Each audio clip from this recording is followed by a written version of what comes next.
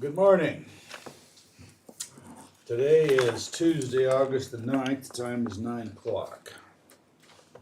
The board is in session to conduct its weekly open business meeting. All three commissioners are present. Those in attendance, if you could identify yourself for the record. Sean Rain, paramedics. Tim Klein, Treasurer's Office. Mike Work, Ada County Operations. Deborah Phillips, Ada County Operations. Shara Roberts, Trash Billing. Al Perkins, Ada County Procurement. Josh Brown, Operations. Tom Bridge, Clerk's Office. Elizabeth Duncan, Communications. IT guy. Beth Mon, Treasurer. Bob McQuaid, assessor. Trent Triple, Clerk's Office. Okay, good morning. Madam Clerk, are there any changes to the agenda? Yes, there are. Okay. Yes, Mr. Chair, I'll make the motion to move to amend the agenda to add item V, Pren 1B, resolution number 2775 to the agenda. I'll second that. Okay. You've heard the motion. All in favor, say aye. Aye. Hey, Okay, Motion carries. The agenda's been modified. Okay. We have unfinished business items on the table. yes, Mr. Chair, I move to remove the unfinished business from the table for consideration. second. Okay, you've heard the motion. All in favor, say aye. Aye. Aye. Okay. What is our first unfinished business item? Homeowner's exemption recovery case, county error. Okay. Yes, Mr. Chair. This was Travis B. Clyde, and it was tabled from 7/19. He apparently came in and paid one of the properties, so I'm going to make a motion to remove the homeowner's exemption recovery case from the agenda for consideration. Okay. I'll second that. Okay, you've heard the motion. All in favor, say aye. Aye. Aye. We're good. We got that one taken care of. Thank you, Margaret Carmel. Whoever. Mr. Chairman, could I just jump in here for just Sure. a moment? Sure. I thought you were going to ask me to comment on this. I do just want to make a quick comment. It's really unfortunate the way this happened. I think it was oversight on the homeowner's side and an error on our side that caused this to happen. And I don't think that there was anyone trying to gain some kind of an advantage by not filling this out. In fact, we reviewed the application that is being used with homestead exemptions, and we see where there's some confusion there. In fact, we've already corrected that to minimize that confusion. And talking to the clerk, other people have been confused on that too. So it's just unfortunate that it went the way that it did, and it was really unfortunate it became a political case when there was really no intention to deceive anybody at all. Well, I think so. We have Mr. Travis here. Thank you. Sorry, I thought you guys were downstairs. Nope, we're right here. And we just took care of your business. Thank you for taking care of your issue. You're welcome. All right. Thank you. Any other comments? That's everything I have to say, Mr. Chairman. Okay. All right. Do we have other unfinished business to take up? Yes, Mr. Chair, procurement. There's the awarded bid 22078. That's a rebid for the Public Safety Building Complex Boiler Replacement 2022. Mr. Chairman, Commissioners, before you this morning is the award of bid 22078. And the evaluation team has reviewed the bids received for bid 22078 and would like to submit this recommendation for award letter for your consideration. Okay, would you read the letter? Yeah, I'd be happy to. Letter dated August 9th, 2022 to the Board of Ada County Commissioners from Ada County Procurement regarding bid 22078. Dear members of the board, after reviewing the bid submitted, it is the recommendation of the evaluation group to award the contract for bid 22078 to American Chiller Service as the lowest responsive bidder for the total bid amount of $177,687. And Mr. Chair and Commissioners, as you recall last week when we opened these bids, there was 3 bids submitted. Two of them were substantially higher than one of the bids, and Josh was able to contact American Chiller. They are good with their numbers. In fact, they're closer to our budget amount than the other two were, so I think we're good with this. Good. That's good. Okay, I guess we, We'll make the motion. I move to accept the recommendation of the Evaluation Committee and award bid 22078, rebid Ada County Public Safety Building Complex Boiler Replacement 2022 to American Chiller in the amount of $177,687. I'll second that. all right, well, you've heard the motion, all in favor say aye. Aye. Aye. Aye. Motion carries. All right, thanks, Thank you. Commissioners. Thank you. All right, we will now move on to new business. We have resolution number 2774. I'll open the public hearing on resolution 2774. Is there discussion?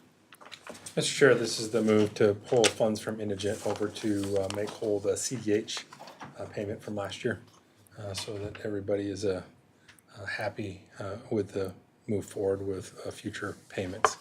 So that's what that is. Okay. Is there any discussion? Hearing none, I'll close the public hearing on resolution number 2774. I'll accept a motion. Well, Mr. Chair, I move to approve resolution number 2774 as listed on the agenda. I'll second that and add that it's in the amount of $2,954,334. Okay, thank you. All in favor say aye. Aye. Aye. Aye. Motion carries. Okay, I will open the public hearing on resolution 2775. Is there discussion? Mr. Chair, this is the Emergency Rental Assistance Consolidated Appropriations for ERAP 2, and it's in the amount of $2,900,804. Mr. Chair, I'll move to approve resolution number 2775 as listed on the agenda. Need to close the public hearing first. I'll close the public hearing on resolution number 2775. I'll move to approve resolution number 2775 as listed on the agenda. Second that. Okay, all in favor say aye. Aye. Aye. Motion carries. Okay, let's see.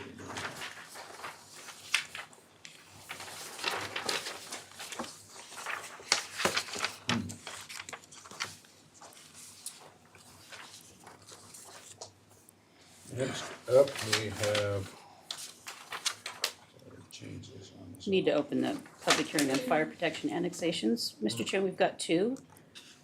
Okay, We've got the Karpofich Family Trust, and we have the Justin and Britt Harvey family, and they would like to be added into the fire protection districts. okay, we'll open the public hearing on the annexations. Is there any discussion? Hearing none, I'll close the public hearing on the two annexations and ask for a motion.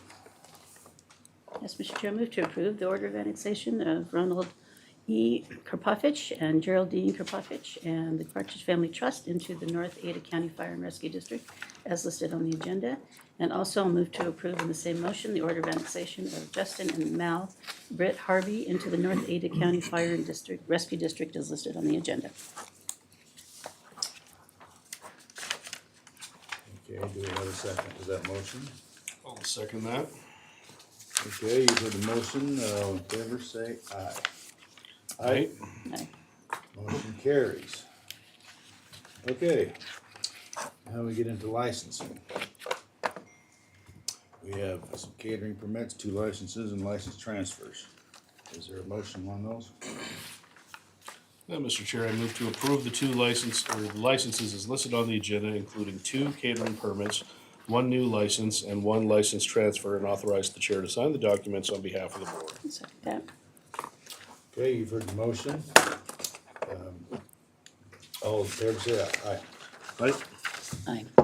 Okay, we have, anybody from the clerk's office? Well, yes, we have Mr. Triple here, a distinguished, soon-to-be clerk.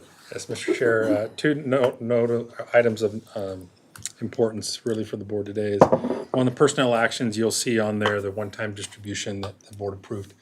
That's on the agenda for today to approve.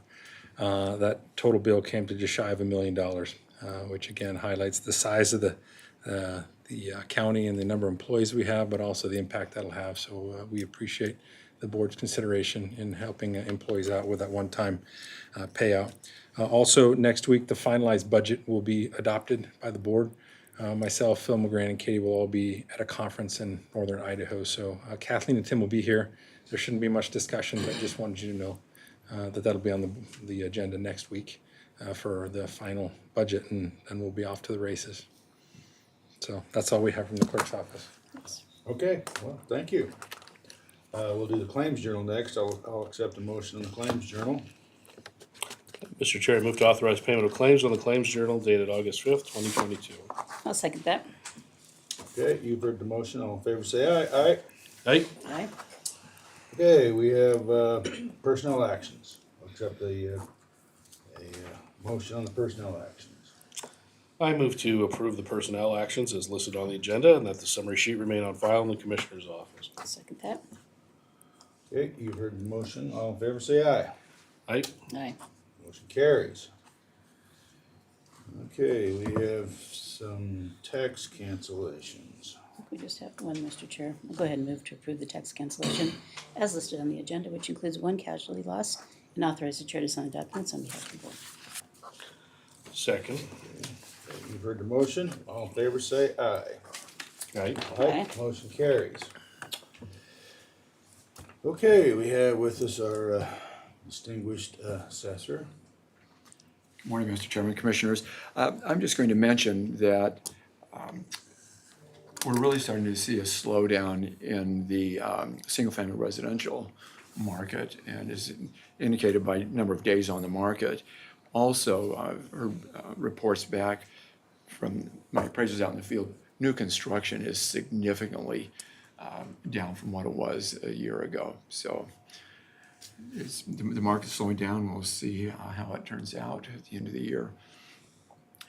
I heard someone called me the other day and said that our appraisers are out in the field right now capturing the highest value we possibly can so we can have a higher value at the end of this year if the market declines. There's no truth to that at all. You are aware, we really don't set the values until the end of the year. It's all based upon what that property would be expected to have sold for as of January 1st. In this case, it'd be January 1st of 2023, not July or August of 22. That's everything from the assessor's office. Okay. Can't imagine anybody being confused by that, but Well, they probably see your people out in the field. They're doing their physical inspections right now Yeah. in some areas, and so there may be some we have to do confusion there. physical inspection Yeah. anyway. Is that on Twitter? No. No. I haven't seen it on No, Twitter. no, and It no. could be on Twitter. I don't do social media, as you all know. But no, I got a call from someone saying that I've heard this. Is there anything to it? Well, good. Well, thanks for correcting Yes. the situation. Yes. Okay, we have our distinguished treasurer with us today. Good morning, Mr. Chairman. Good morning. Commissioners. Before you is our monthly report for July. And as we previously mentioned, we are modifying this report to provide more information about investments. And with me is Tim Klein to point out some of the highlights on this report and answer any questions. Okay, thank you. Chair, Commissioners, Morning. I have an extra copy. So on this month's report, it looks a little bit different than it had in the past, and we can modify it in any way you would like to see it. This is just what I thought may be helpful Sure. to the commissioners who wanted to get an idea of what exactly is in the portfolio. And so you'll recognize the first page there. It's simply a summary of the entire portfolio. It kind of rolls up by category of investments and shows the total, par, market, and book value of those, and then the percentages of each. If you go to the next page, it gets into the details of what rolls up into that summary page. So this will tell you how many of these are federal agency coupon securities, treasuries, mortgage-backed securities, our LGIP account. It kind of gives a breakdown, also shows the S&P rating, which is a compliance matter for us. AA plus on pretty much all the investments. The ones that do not have a rating are ones that are not covered by S&P, so you wouldn't see that on like the LID or money market type funds and that sort of thing. If we go beyond that, just shows the cash at the end of that, how much cash we have. And then the investments by issuer. This is a breakout because we invest in fixed income securities. There's different types of those that are guaranteed by the full faith and backed by U.S. government. This kind of breaks those down, so you have Fannie Mae's in there, Federal Home Loan Bank, and so forth. So if you're interested in looking at that, it also shows the amount for the state treasurer's office, the LGIP, local government investment pool, the diversified bond fund, shows the yield to maturity, redemption dates, maturity dates. So it gives you probably maybe more than you even really maybe be interested in. Since this was the first time I had run this report, there's a few things in there that I need to work out. And so I've contacted our investment software vendor, Simpro, because the alignment of some of these columns need to be adjusted, and it's not very user-friendly. So I'm going to, in fact, on some of these reports, you'll notice the S&P column shows up twice. We don't really need that twice. You may recognize the pie chart. That shows investment by issuer, just a kind of a quick visual if you prefer that kind of way that it's presented. After that, we get into the received interest, at which we do report every month, but it shows the breakout of where our interest is coming from. I like that. That's a nice snapshot.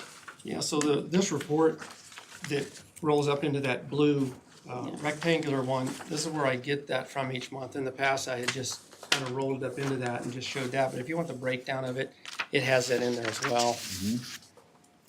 As we move on past that, and we're going to get into the Gasby report is a compliance report. This is required each year when we provide our information to the clerk's office. This is one of the things that they like to see is the Gasby reports, and this is a pure compliance report. And this is the report I had just previously mentioned where our S&P column for some reason is showing up twice, and because it's doing that, it limits the amount of space on this. So if you look over to the far right, not all the way over, but the maturity date, you see it's kind of cut off there. So I'm working with them to get these adjusted. In fact, some of the modifications we've already fixed. So that's the Gasby report. And then what we want to talk about is our maturing investments. And traditionally what we've done here is provide a 5-year, looking forward 5 years, what's maturing in 5 years. And you may recall in prior months, that was kind of displayed with the little blue bar charts, but it's kind of, the print was pretty small, a little bit hard to read. This gives the breakout of each security and what's coming due over the 5 years. So you can see at the very top there, September of 2022 is our next maturity of $2 million. And then we don't have another maturity scheduled until September of 2023 after that. But if you look through each of these, and then at the end, you can see over the 5-year period that I ran this report for, we have $37.9 million coming due. Mr. Chair. Yeah. Tim, I really like the bar chart. I can include that as well. I mean, to me, I would rather see that than have to go through all of these. It's just at a glance, and you can see that year what's maturing in the amount. I can include both if you like, or I can eliminate this and just include the bar chart. Well, let's go through it. Okay. I'll compare it to the old version, to this version, and just mark up, make notes for me. Because I think this is kind of a little too much Okay. and could be redundant with some charts. Yeah, I thought as I was producing this for this month, and as I compiled it and looked back, I thought, this might be maybe more than required, but we'll start with this. Fine tune it. Yeah. Yeah. Okay.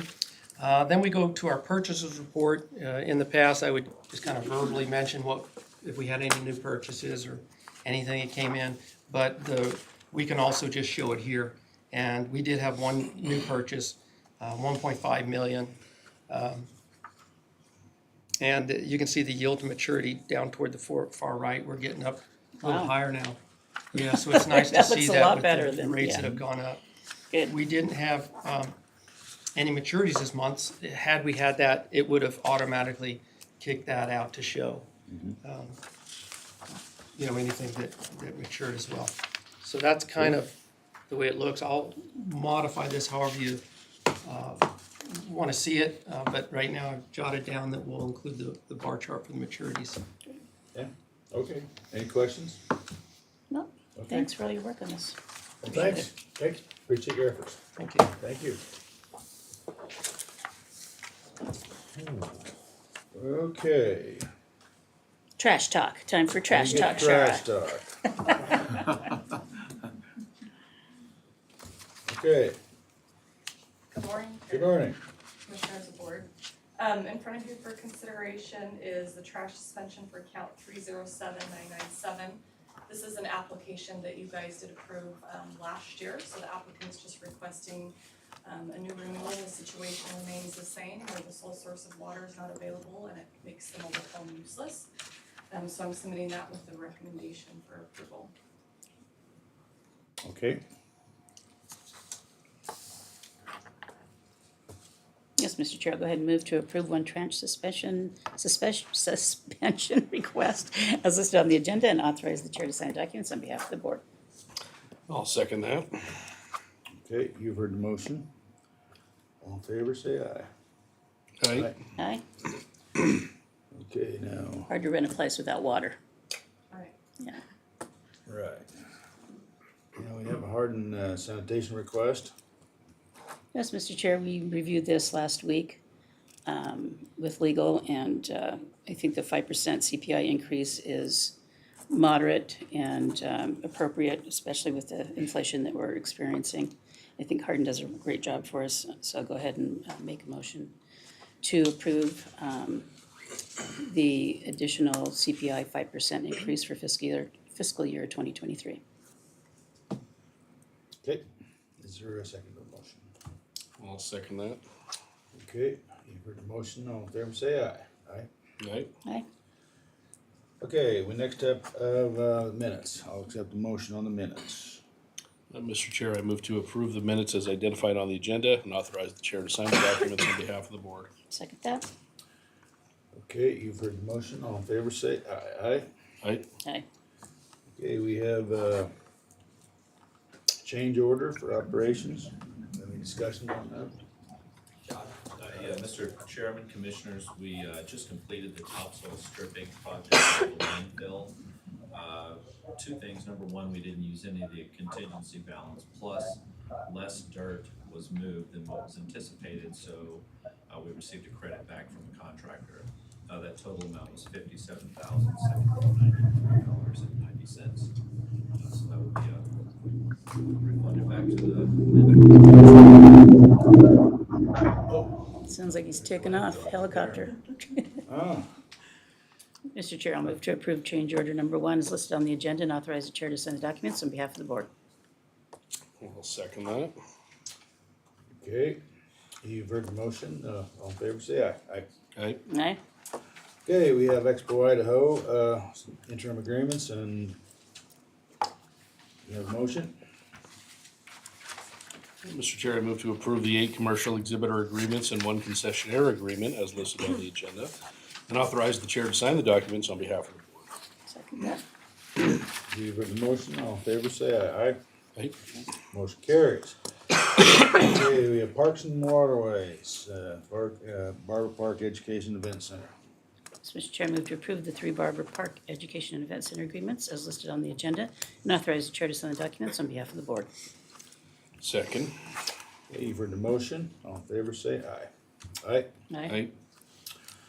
Okay, we have 8 agreements on the agenda to approve. Any discussions on any of the agreements? Yeah, I've read through the agreements, Mr. Chair. If we're ready, I'll make the motion. We're ready. I move to approve the 8 agreements as listed on the agenda and authorize the chair to sign the appropriate documents on behalf of the board. Okay, is there a second to the motion? I'll second that. Okay, all in favor of the motion, signify by saying aye. Aye. Aye. Motion carries. And that concludes our business. We're in recess. Thank you. Thank you, everyone.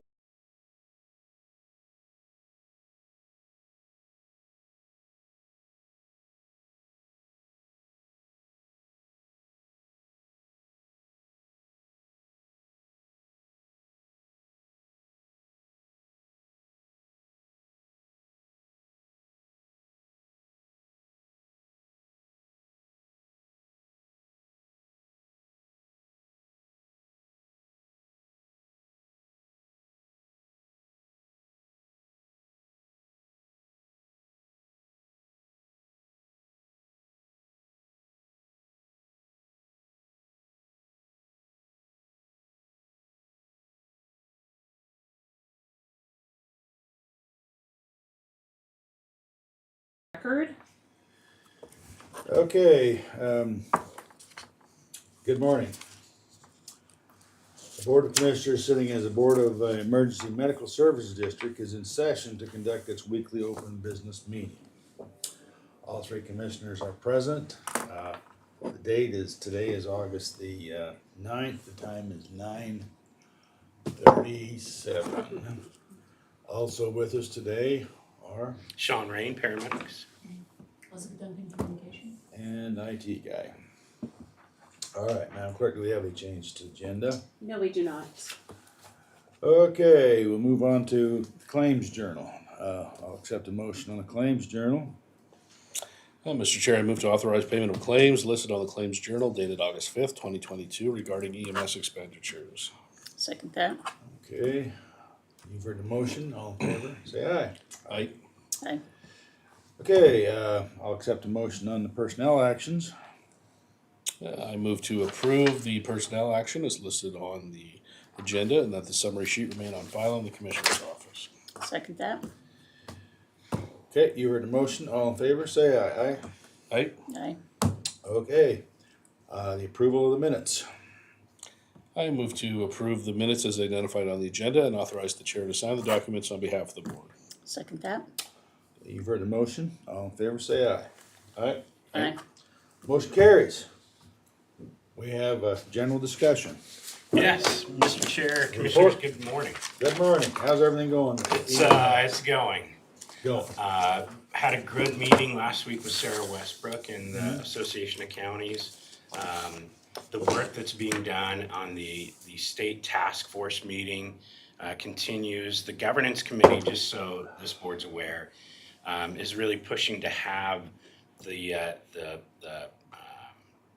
governance by county commissioners. So the way it sounds like things are going right now is the county commissioners will be responsible for ensuring that EMS is provided in the entirety of whatever county it is. And then many different forms could take place. For example, Kootenai County, they could basically have an ambulance taxing district like they do established and then distribute those funds to the variety of the fire departments that provide transport all the way over to what we do here where we provide all of the 911 transport in the county. So it'll be interesting to see, there is a representation from fire districts. There wasn't anybody in the last meeting we had. And as things progress that direction, I kind of voiced a word of caution because the last time we did this, the fire districts really kind of put up a fight against that.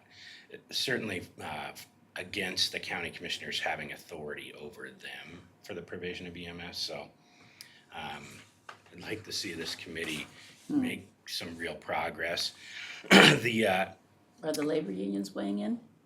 They have in the past, and they were Sure they generally will. against Yeah. that idea too. So, it's difficult to say the county's going to be in charge of this thing and not give the county any authority. It is interesting. Riggins up in Idaho County ran a permanent, forming an ambulance taxing district, and it actually passed 77% back in May. So, obviously a small community, but it's an example. That's actually the first example of the board up there is not the county commissioners. It's three individual people that are the elected officials for the ambulance taxing district. So that's the first district formed under the new law. Are they planning on contracting out for like Whitebird and some other communities? Well, and what I'm not sure of if they actually formed it countywide or if they formed it more like East Boise Like a County. district? Yeah, where Yeah. they carve out a portion of the county. What the state would like to see, or not necessarily the state, the task force, is some form of governance that ensures that every inch of the state is covered by EMS. Now, that doesn't mean that every inch of the state is going to have a 9-minute response. If you break your leg in the Frank Church Wilderness, it may take hours before somebody gets to you, but someone is coming, and that's not the case today. You could be in an area of no man's land and nobody is coming. Here in Ada County, since the district is formed by the borders of the county, even if somebody breaks their leg, on the rim of the canyon above the Snake River out in the sagebrush, we're going out there, and same kind of thing. It's going to take us longer to get out there because there's no population, but at least somebody's coming. So that work continues. There were quite a few commissioners from around the state that were in that meeting, and I think they were all supportive generally of the idea of having that formed at the county level. The different things that they looked at were public health districts, the counties, having the state actually govern it, regional districts, and some of that stuff gets a little bit difficult to do. And even counties, Boise County is a good example that East Boise County has an ambulance district for Idaho City in that side of the county, but it doesn't go over to Horseshoe Bend. So they just carved out a portion of the county. But if you think about it, in the wintertime, unless you're on a snowmobile, you're not going from Idaho City to Horseshoe Bend. But it causes issues too with like Bogus Basin. Nobody can really get there, and Bogus Basin for the last year or two is contracted with one of the private services to be able to transport patients out of there. We did it for years, but obviously that's not in our area of responsibility, but we were the closest and best thing for a patient up there, and so we did it for years. But Sean, do we need to have representation on that committee? Well, I'm on the committee. As a county commissioner. I can certainly ask Wayne Denny. There are a few county commissioners, one from Washington County, who's also a volunteer firefighter over there, and one from Jerome County, I believe. I think there are 3 commissioners, so I'll ask Wayne Denny. I don't think he would necessarily be opposed to having. Well, I'm just asking you, would it be helpful for you? Yeah, I think it would be helpful to have the representation there. So I'll ask Wayne. I think they're trying to not let the committee get unwieldy. Right. But when it comes to things like governance, the 3 different committees under the task force are governance, personnel, and coverage. And governance also includes funding, because that's the other piece of this, that they've got to address the funding issues. And it's interesting, Bonner and Boundary County have a collaborative agreement. And you look at our funding situation, we're about 30% funded from taxes, 70% from fee-for-service. And up there, it's the exact opposite. So only about 30% comes from fee-for-service. And what that means is that if they can adjust their fees to address things within their budget, where we're maxed out on both sides. Well, we're not maxed out on the levy side. We're at 0.9 mils. But that's one of the issues that we have here, is just that levy is so low. And I know people don't want to pay more taxes, but identifying a funding source and everybody's cognizant of the fact that if we can avoid property taxes, let's do that. Well, with this new income that you're going to be receiving, won't that GMT. really It'll help? certainly help. I don't think it's the complete answer. And I think part of it also comes down to what the executive board at the access level kind of agrees to on how that money is going to be spent. If you remember, back in May, I believe, Mayor Simison came out very strongly and said, I want to see that money used to increase the level of service, specifically for Ada County paramedics. And I personally agree with that. But he was really the only one that spoke up in that meeting. You know, we didn't hear from Eagle or other districts that may, you know, want a large sum of that money. I don't think that's gonna happen. I think everybody kind of agrees that most of that money, sure, at least half of it should come to us, and that would be $4 million a year. So, Is this committee taking that into account, those funds? yeah. Okay. And the problem is that, you know, if you're a very small area, even if you have a high percentage of Medicaid patients, it still doesn't equate to enough revenue to make a difference for them. It certainly helps them, and it helps us, but like I said, I don't think that's the complete answer. We have a meeting day after tomorrow with Medicaid to find out where we are in the process of getting the state plan amendment drafted. So I'll update you guys next week on how that goes. If we don't see some action taking place, I believe the Fire Chiefs Association is going to move it up to the governor's office to say, hey, this law passed, we need to do this. Because we're all... I told you we got stalled out too with Yeah. Mellenbaugh House. Yeah. It's still there.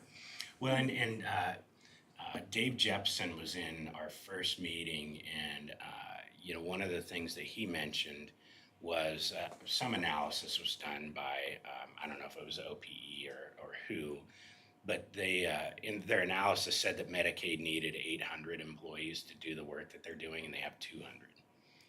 Yeah, so they're backlogged and taking on a new project they were concerned with, but the Fire Chiefs Association and the consultant group are willing to write the state plan, and then they really just have to review, sign off, and send it to CMMS. I just really question the decision-making with Jepson to abandon their entire building and put all of those Medicaid workers in their homes Yeah, it's interesting. without any physical building. I'm like, okay, good luck with that. Right. So we'll see how that meeting goes next week. We'll be meeting. We have Sarah Bettweiser is the lobbyist for the Fire Chiefs Association. She'll be there with us, and we will have to go back to the legislature this year for an appropriations bill. Much like the county budget, if you don't have a line item there to receive and disperse the money, we need that. So hopefully that doesn't get hung up in the legislature this year, but Sarah felt fairly confident that we would get it through. It's just we won't know who the legislators are until November. Yeah. So. Is there still talk that someone's going to draft legislation to make EMS services an essential service? Yeah, and we that's one of the primary goals of that group is to do that, but then to put some not teeth behind it, but put something meaningful behind money. it. And yeah, it has to be funded. Yeah. Because you can say it's an essential service. And that's another unfunded mandate. Yeah, unfunded mandate. And we've talked about that. So we have been kind of looking at different options for sponsors. The sponsor on the Senate side for our bill, Peter Briggs, lost his primary. So, but we were looking, for sponsors. And I think we've identified potentially a few. We'll just have to see come November who gets elected and who doesn't. Now, Lori Likely is running for a Senate seat out of Jerome County, and she was a big proponent for us this last year. So maybe we can get her on the Senate side. And then I think Vanderwoude would certainly sponsor the same bill on the House side. So, and he's been very helpful for us. So. But beyond that, we've had some staffing issues lately. We've got a number of people out on long-term injury where they've had surgeries. We've got 14 vacancies right now. We just finished up our hiring process. We had 47 candidates, some really good candidates that came through. 6 of those were paramedics, but we do have 10 folks that tested, and they are in the varsity class and will be graduating from ISU's paramedic program in December. But it's just getting from now until we get them on board and out in the field, it'll tight. But we're not the only ones. Canyon County, on Saturday had to shut down 3 ambulances over there. I think they only have 7, so unfortunately that meant that on our mutual aid agreement, we were running calls in Middleton and did an emergent transfer out of, I think, St. Al's Garrity over there last weekend. Thanks. So Are they short quite a few staff? I don't know how many they were short. I know that Canyon always seems to post right after we do. And I talked to the chief over there last week, and they had 6 applicants for, I think, 3 or 4 openings. So they're not down that many.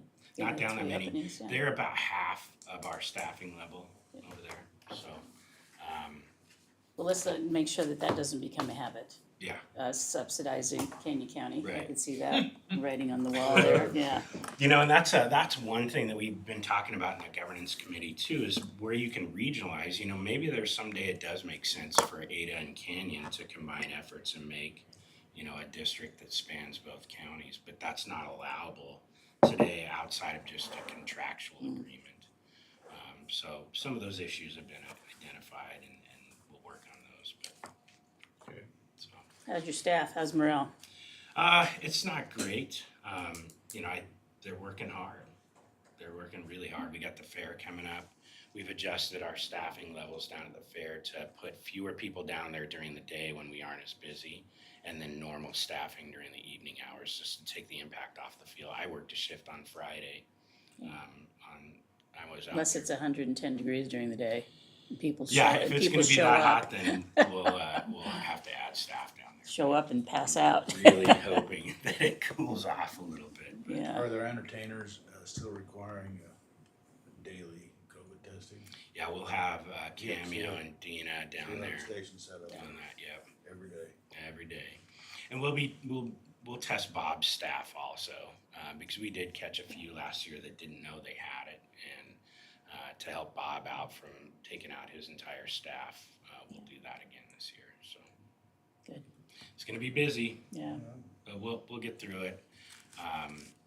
You know, our new hire academy starts September 12th. That lasts a month, and then they'll hit the field in October. There'll be a third on the ambulance for 3 to 4 weeks, and then we'll have them out in the field.